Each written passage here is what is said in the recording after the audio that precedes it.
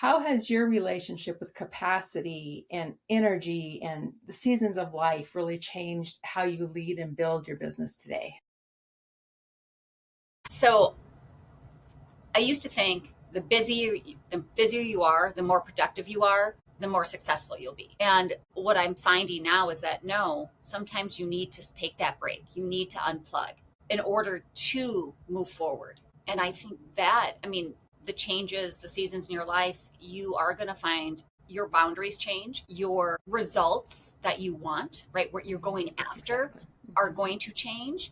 Yeah. And that's okay. I think it's when you lead with that authenticity and lead from the point where you're at, that's when you're going to have the best results. And that's where the seasons of my life have taught me is that it's okay to slow down. It's okay to not work until 10, 11, 12, 1 a.m. You need to have that work life alignment. I don't want to say balance because there are always going to be times where one thing is going to outweigh, and it's not just a teeter totter, a scale. You've usually got 8 different things going around on that. Yeah. It's about alignment. Are Yeah. what you're working for, is that aligned with who you are, your values, your beliefs, and what you want to leave your legacy in your future?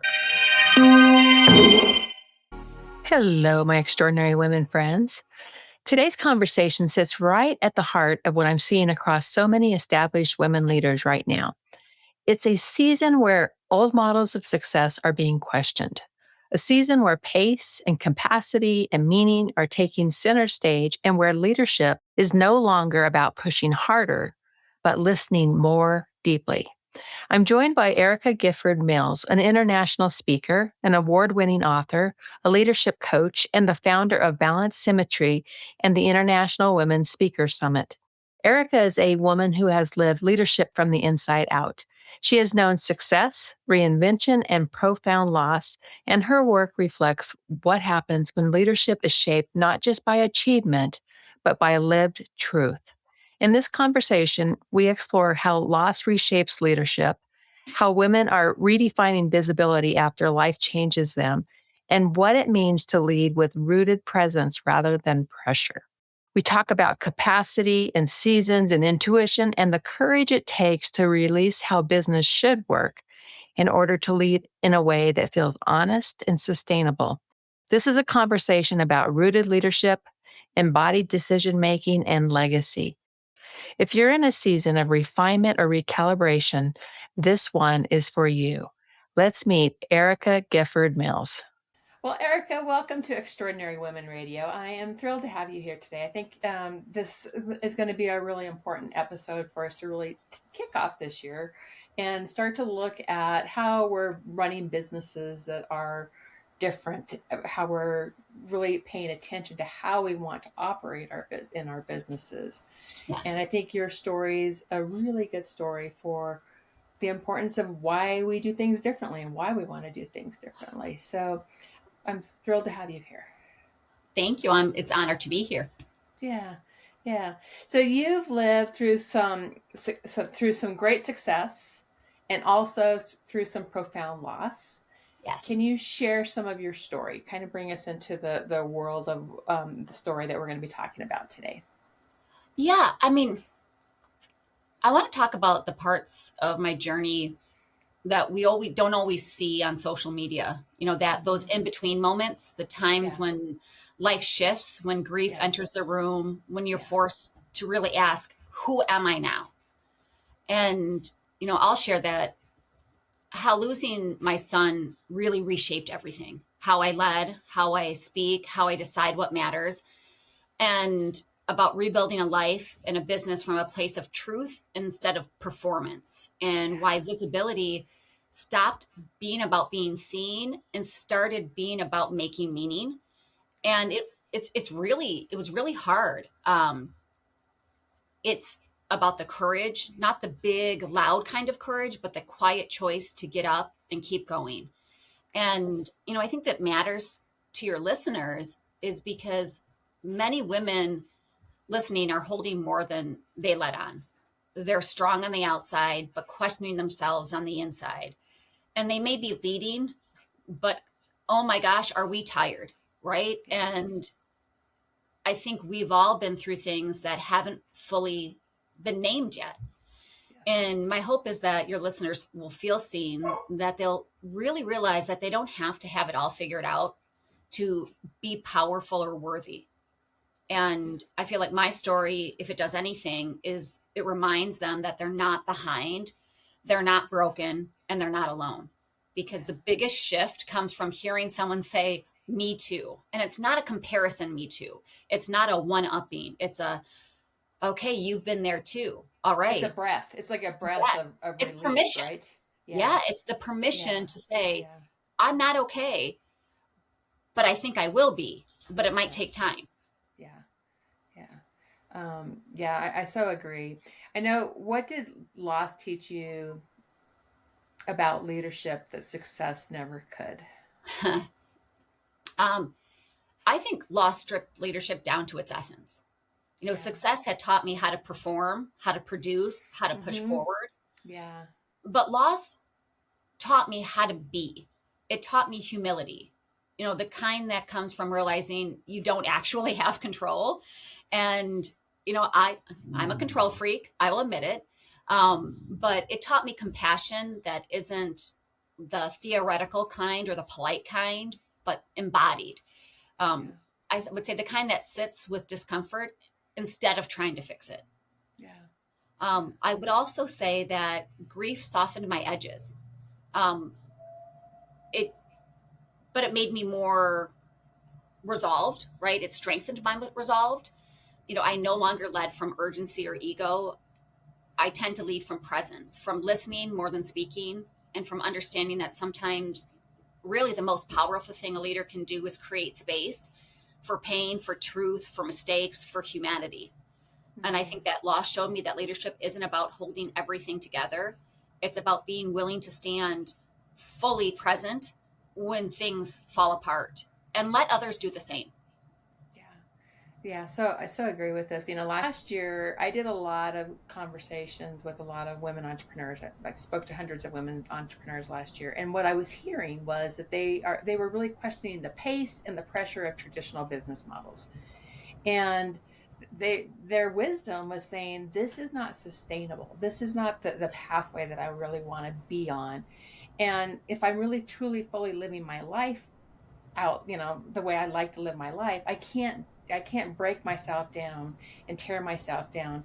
And so I see a big shift really starting to happen. How has your relationship with capacity and energy and the seasons of life really changed how you lead and build your business today? Oh, that's a good one. So I used to think the busier you are, the more productive you are, the more successful you'll be.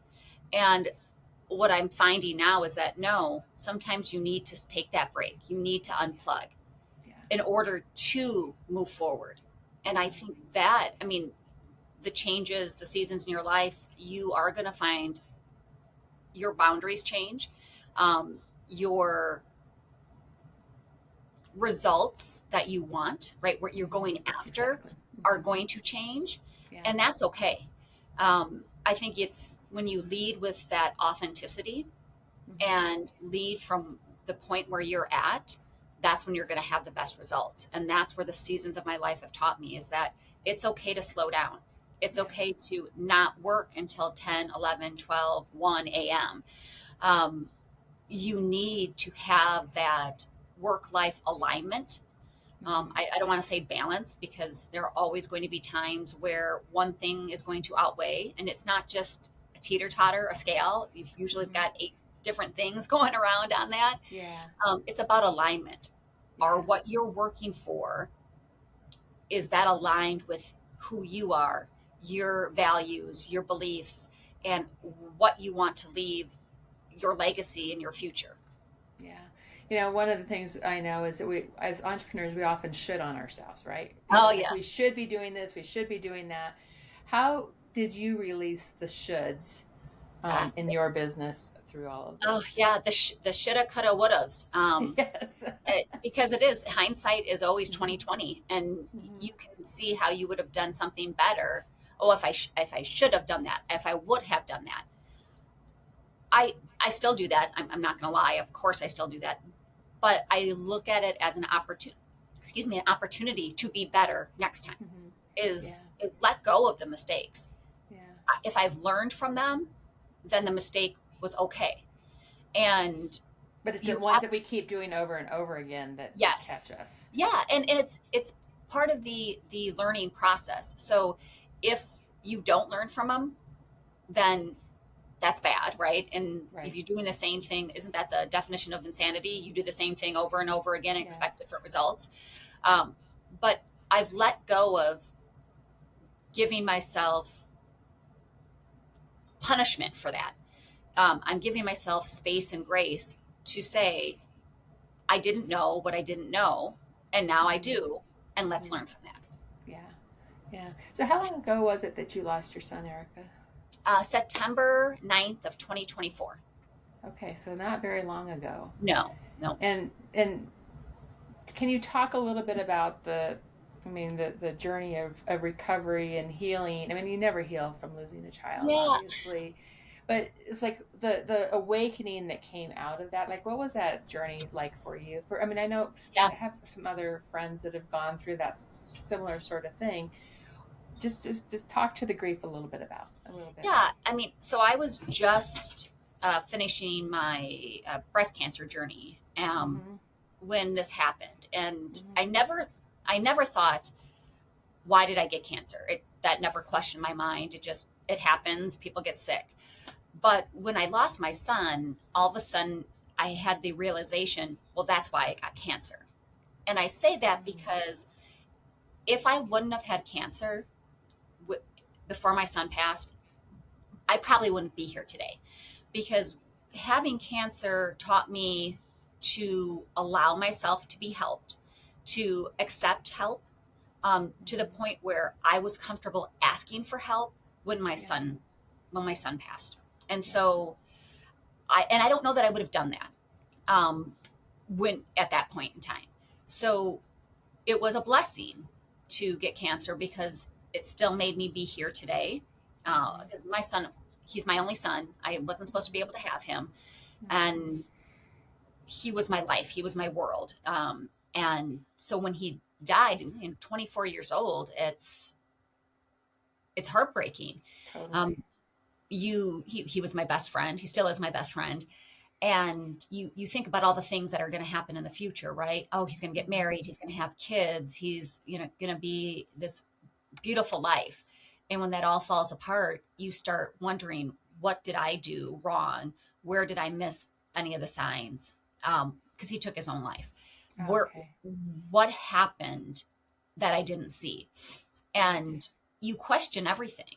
Oh, I'm And sure. Yeah. Mm-hmm. and the one thing that I always took great pride in is that I thought I was a really good mom. And this made me question. Clearly, I was wrapped up in my own stuff at the time, understandably, but I was wrapped up in my own stuff that I missed something. Mm. And I know you can't do that. And I understand mentally, emotionally, like I get it, but my heart didn't. So Right. it's taken a while to get over that hump. Yes. Um, and know that it's never going to go away, and understanding that it wouldn't hurt so much and the grief wouldn't be so bad if I didn't love him so much, because grief really is just Love. love with no place to go. Yeah.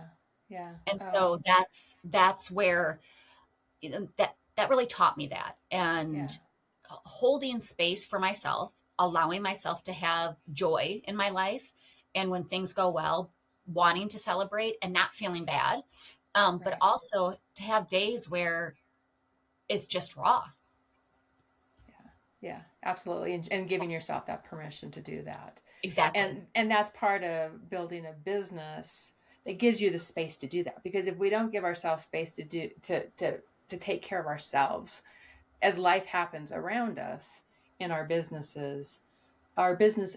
we can't coexist with our business and life. Yes. And I think what you clearly have done is been able to figure out how to take care of you, and then also operate a very successful business, but through a different approach, a different way of doing business. Yeah. Ah. And I mean, and the visibility part of it was scary for me, Yeah, right? let's talk about that this time because you mentioned that when you started getting visible again, that was a like you said, a scary place to be in. Talk a little bit about that. Well, I would think, it was terrifying. The Mm-hmm. visibility after loss was terrifying. And it was for a number of different reasons. Because for a long time, being seen felt unsafe. Mm-hmm. Grief makes you raw, Right. unpredictable, and I mean, it's deeply human. And the Right. world doesn't always know what to do with that. We can be a Yeah. very grief adverse society. And I Right. worried that if people really saw me, they'd be uncomfortable, or worse, they'd expect me to be okay. Mm. Or they'd be like, oh, she's just doing this for attention, right? Oh And gosh. and I did not want any of that. Yeah. But Yeah. what Yeah. brought me back wasn't confidence. It was really a choice. I chose to show up imperfectly. There's times where my Mm. voice has been shaky. I chose truth over polish. And I chose to be visible not because I felt ready, but because disappearing felt like a deeper loss. Right. It became a Because it's way. like you would have lost multiple times Yeah, if you'd yeah. walked away from it. Yeah, it was almost like an act of love. It was a way to Yeah. honor my son's life by Yeah. continuing to live mine fully. Yeah. By letting his impact ripple forward through the work I do, Yeah. the way I Yeah. lead, and the way I speak. Yeah. And it became less about me and Mm-hmm. more about making space for others who are still hiding in their grief or their fear or their becoming, right? They Right. want to be seen, they don't know how. And that's where I'm like, well, I can throw myself into that. And it's not Yeah. throwing myself into work to avoid my grief, it's to honor it and again make a legacy. And I love that it's like that's such a good way to look at it. It's like if I continue living my life and doing the impact that I'm here to create, that does good. And I know you talked about this a little bit as about when you look at legacy and you think of legacy, you relate that with your son's life, honoring your Oh, son's yes. life. Yeah. I mean, I've always wanted to make sure he was proud of me. I wanted him to see me. I mean, of course, I want to be proud for myself. Don't get me Right. wrong. But Right. I wanted him to be like, that's my mom, right? Like, Yeah. feel good about that. Yeah. I get that. And it used to feel like accomplishments, the titles, the milestones. Now, for me, it's like legacy is lived. It's the values that I embody when nobody's watching. It's how Mm-hmm. I love my people, my tribe, how I lead conversations, and how I show up when it's hard. And I Mm-hmm. think my son's life and death reshaped my understanding of what matters, the Yeah. urgently and permanently. And so for me, legacy isn't something that you leave behind someday. It's something you practice daily. It's how you treat people every day. It's the courage that you model. It's the way you choose meaning over the noise. And now I feel a responsibility not to achieve more, but Mm-hmm. to matter more, really to build and to lead in a way that reflects what I want my life and his life to stand for, which really is love, integrity, presence, and impact. Oh, so good. And when you're thinking of impact, what's the impact that you want to create in the world? And just give us that pathway of the impact that you're here to create. A space where people can be seen, be heard, where they can stop asking for permission, that know that their story matters, that they matter, that their words matter, Yeah. and that they don't have to perform. You don't have to prove anything. You just need to show up and be willing to take that chance. I really relate to the not the performance, but the embodied way of being. And I know you talk about rooted leadership, and it's funny because this past year I've spoken a lot about the rooted flame. So rooted meaning that we're grounded, Yes. we are taking care of ourselves, where our vessel is fully taken care of. And the flame is how we're showing up, the brightness, the visibility of who we are, the gifts that we're putting out into the world. So the rooted flame goes, and that's the phrase that I've used. But when I saw your rooted leadership, I'm like, okay, we're speaking the same love language here. Yes. Yeah. Yes. So tell us more about what rooted leadership means to you. Oh, so it means that you are leading from self-awareness. Self-awareness, and you know your beliefs. It's a whole tree model, right? You've got your roots, which are your core Mm-hmm. values and Mm-hmm. beliefs. You've got your trunk, right? And you've got your leaves, your branches. And for me, it's showing up how you are authentically. You're leading from, you have to be able to lead yourself before you can lead others. And that doesn't come from title. It comes from how you interact, how you communicate, and the boundaries that you set with the people around you. Yeah, I love it. And we're walking into 2026 right now. Why is this more important than ever? Because the world's crazy. It is. It really is. And I feel like I say that every year, like, wow, the world's crazy. But crazy this year. It's also, life is too short, right? And go. I think we need to get down to stop trying to be impressing others or living a copy of something. Right. And just be ourselves and get down to your rooted beliefs and not worry. I like to say what other people think about you is none of your business.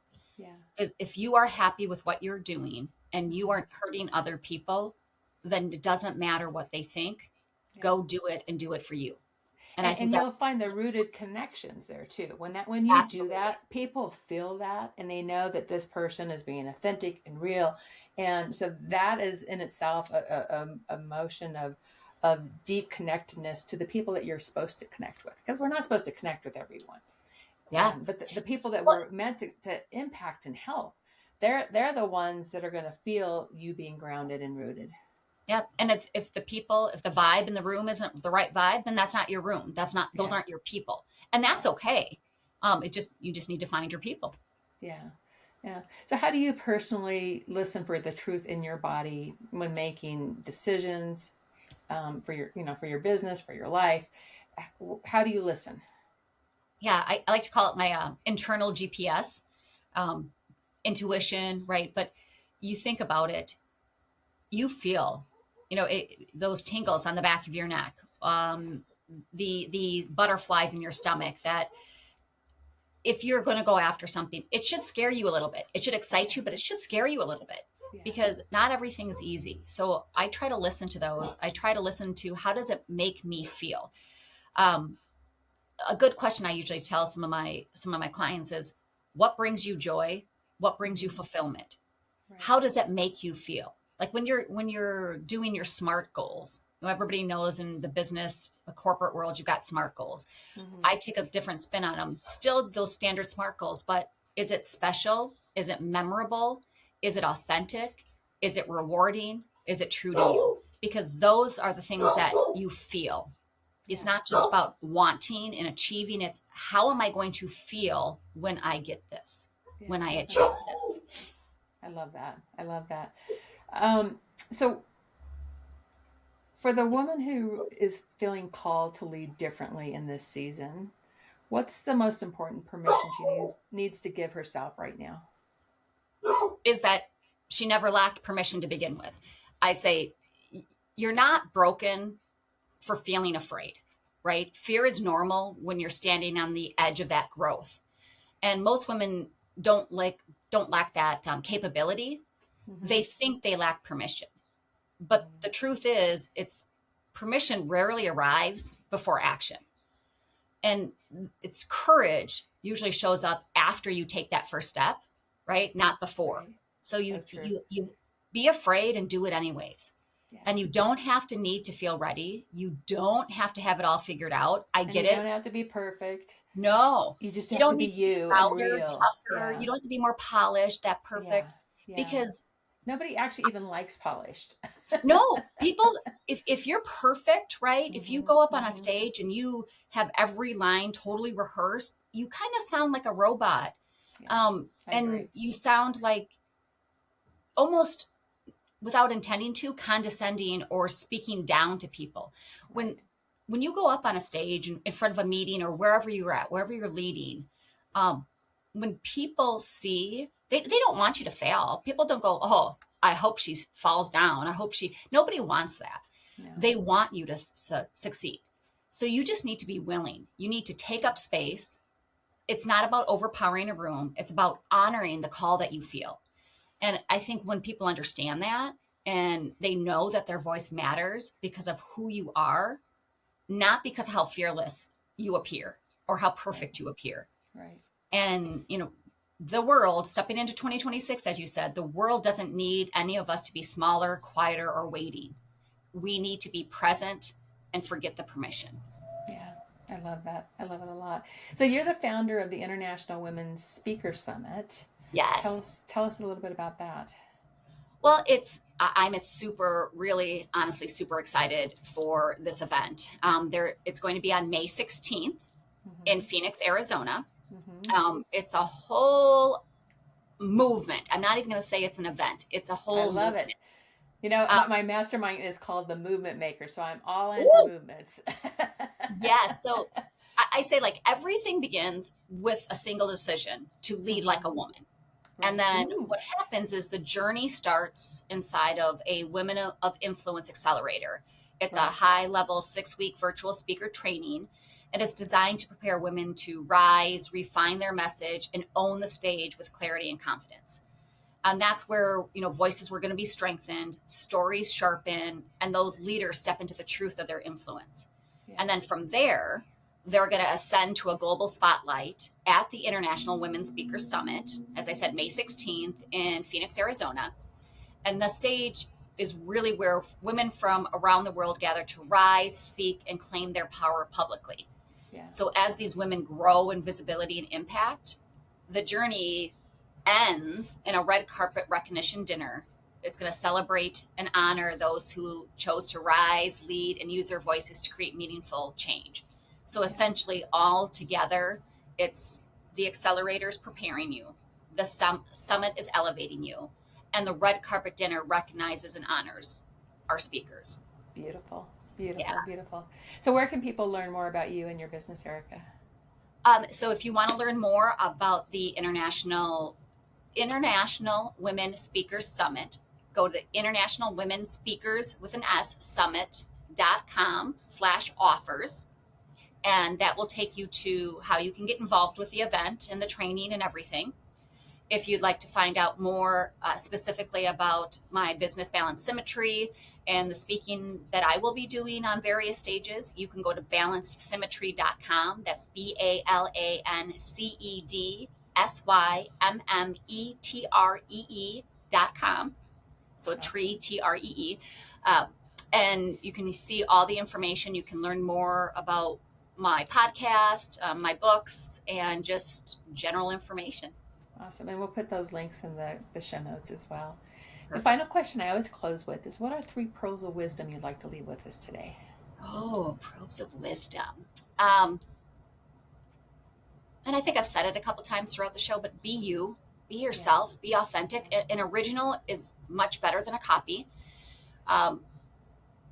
Root down and rise up. And what I mean by that is be centered in yourself, lead from self-awareness, and you will rise every time.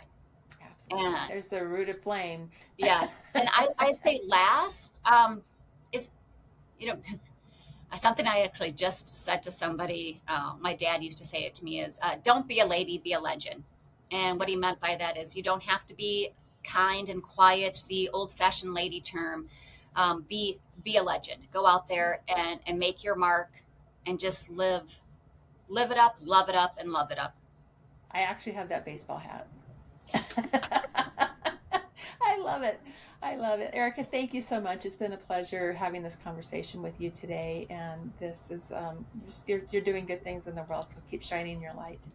Thank you so much. And it's been an honor to be on the Extraordinary Women Radio. I appreciate it, and I look forward to hearing from everyone. Thank you.